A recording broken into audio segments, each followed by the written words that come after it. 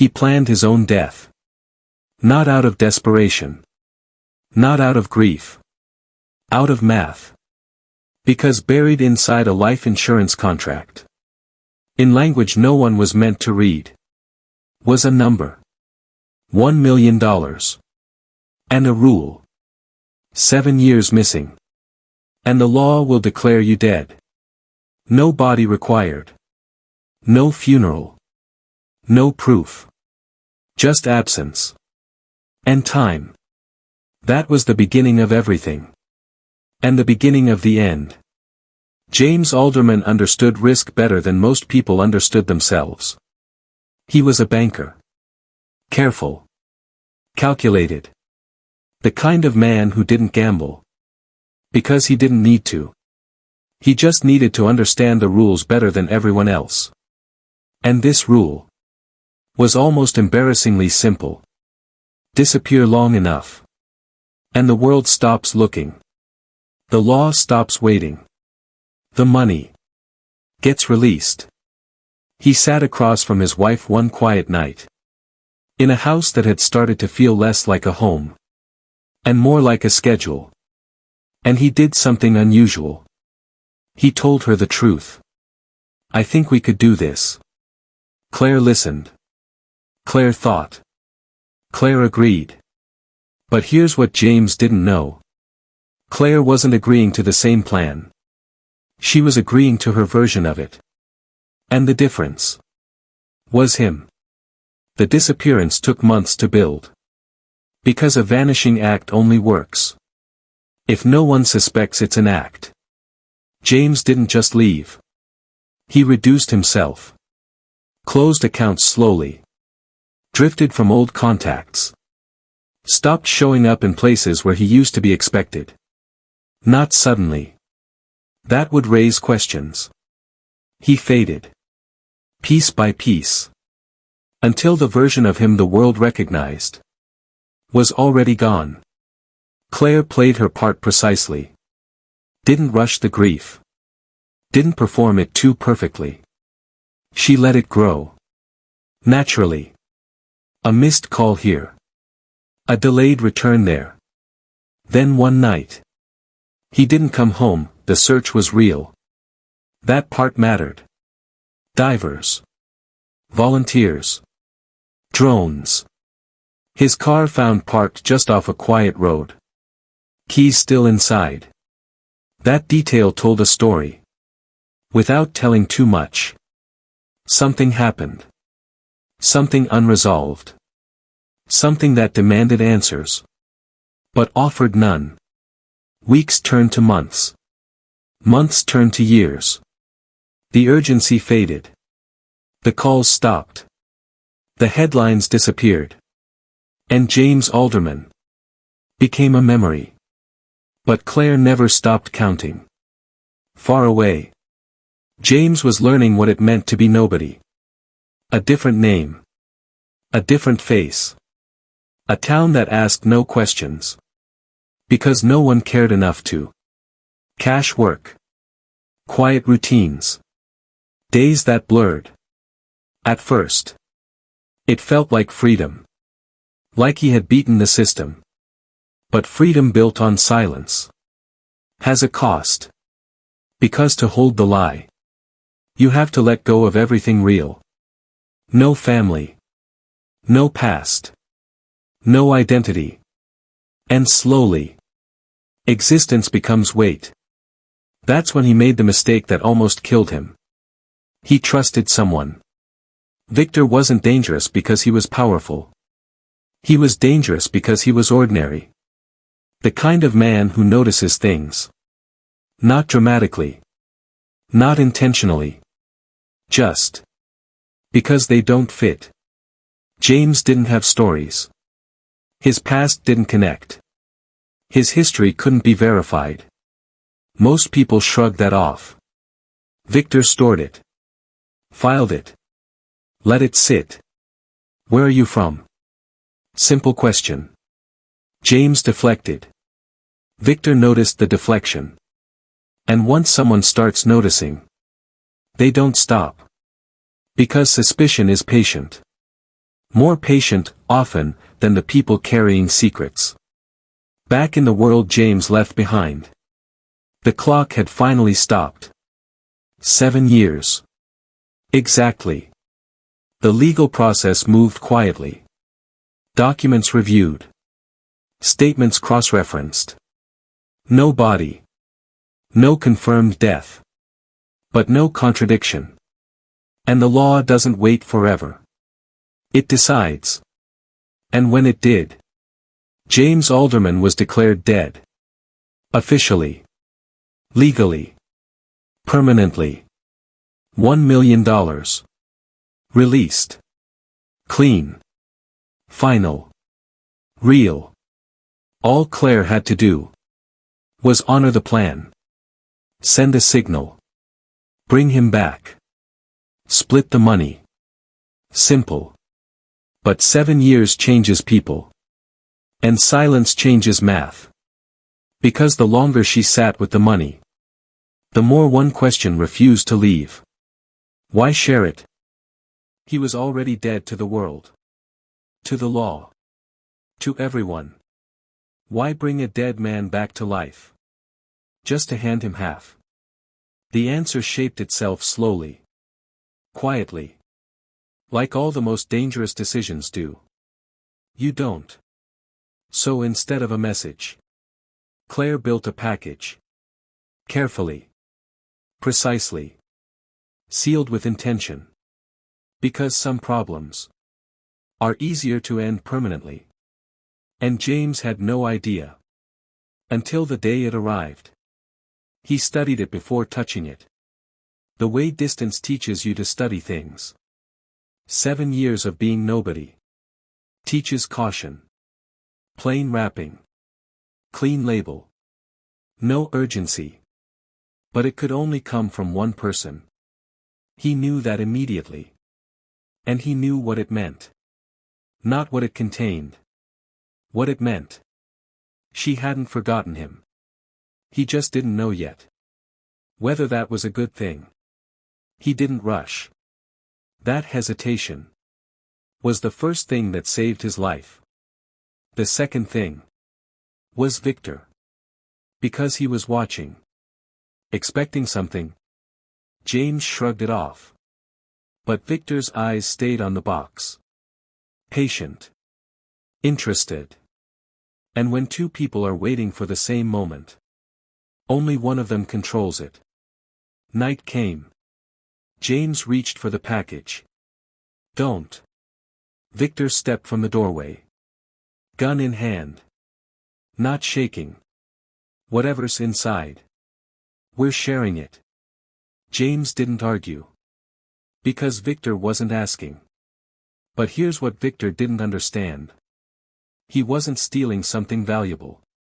He was volunteering to carry something designed to kill. The strike came without warning. Gun against skull. Light fractured. Sound vanished. James hit the floor. And the decision was made for him. Victor grabbed the package. Didn't question it. Didn't check it.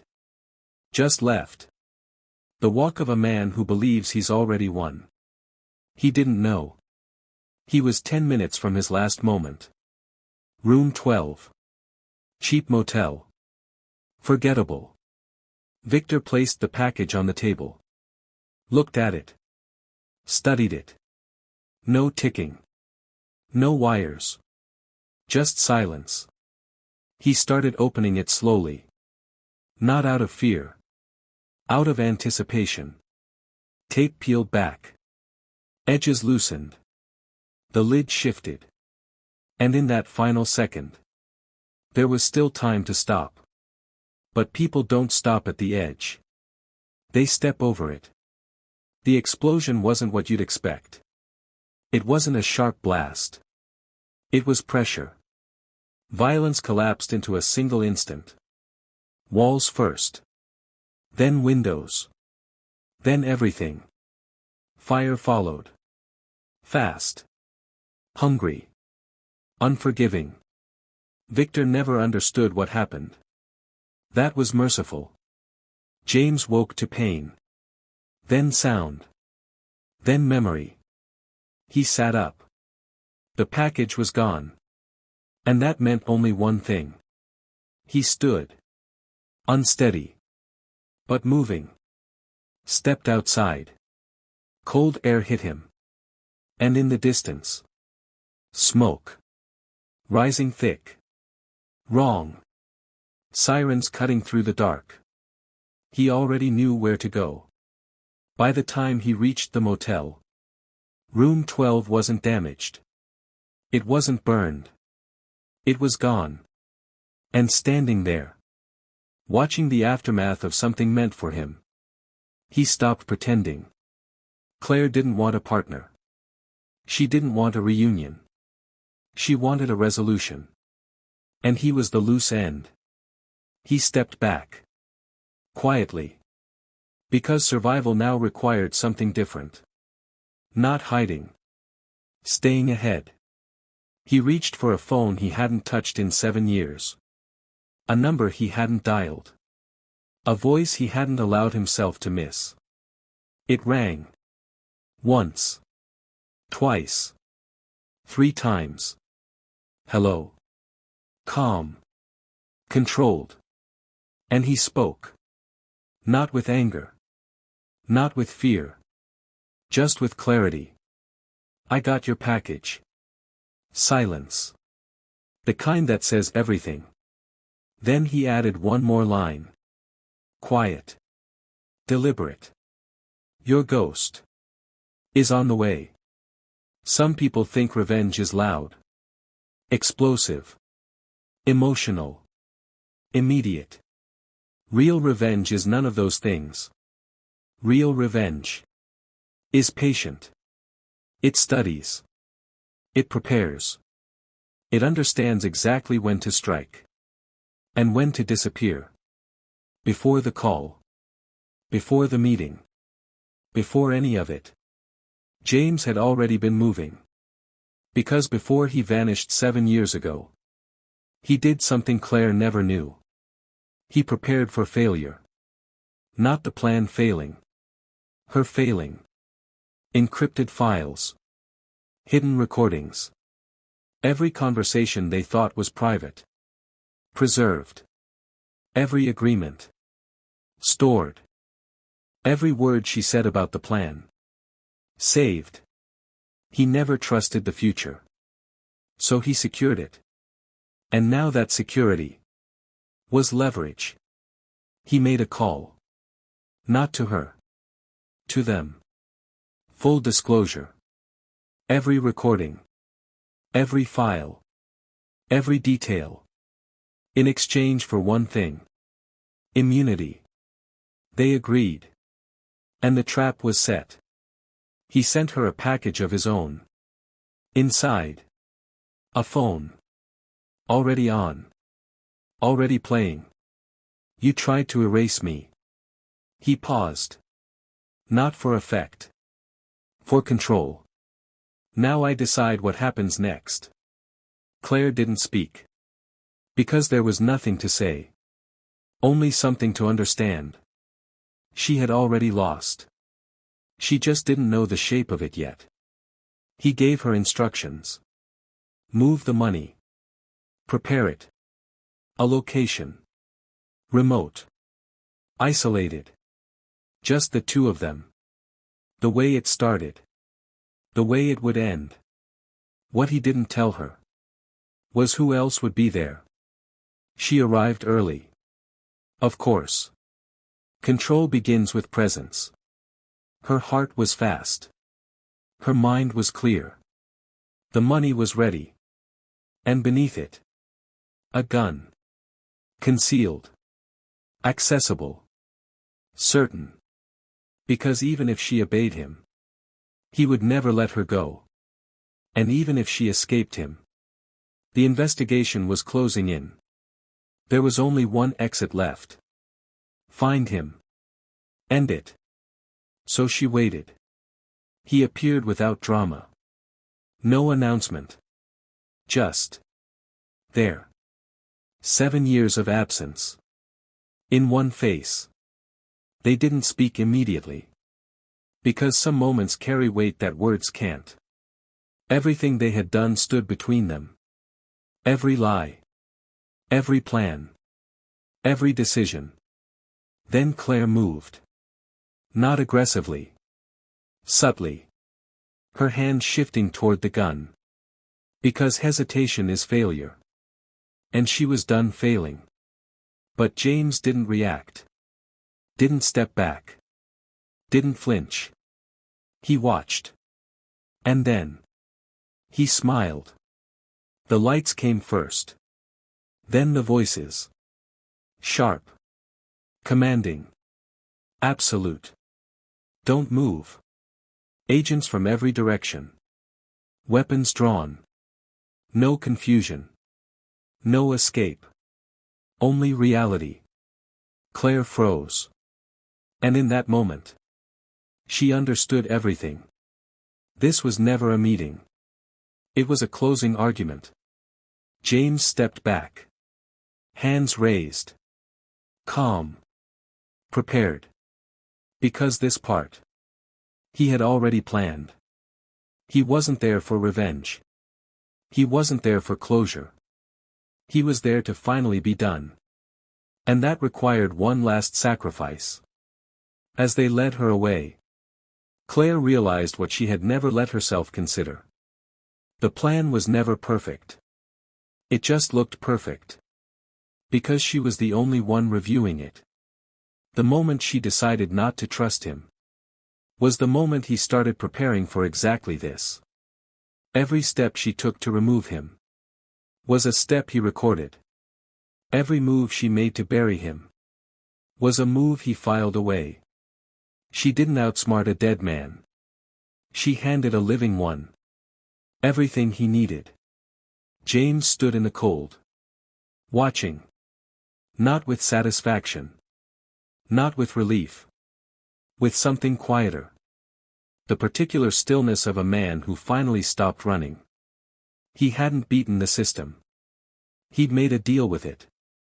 He wasn't free. Not entirely. But he was alive. And after 7 years of being nobody. That was enough. Because they tried to control everything.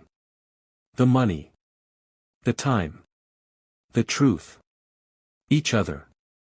And the one thing neither of them had planned for was the other one being smarter. 7 years of silence. $1 million. And a single lesson neither of them wanted to learn. You cannot fake your way out of a plan that someone else is still running. The only thing more dangerous than a good plan is the person standing next to you when you make it.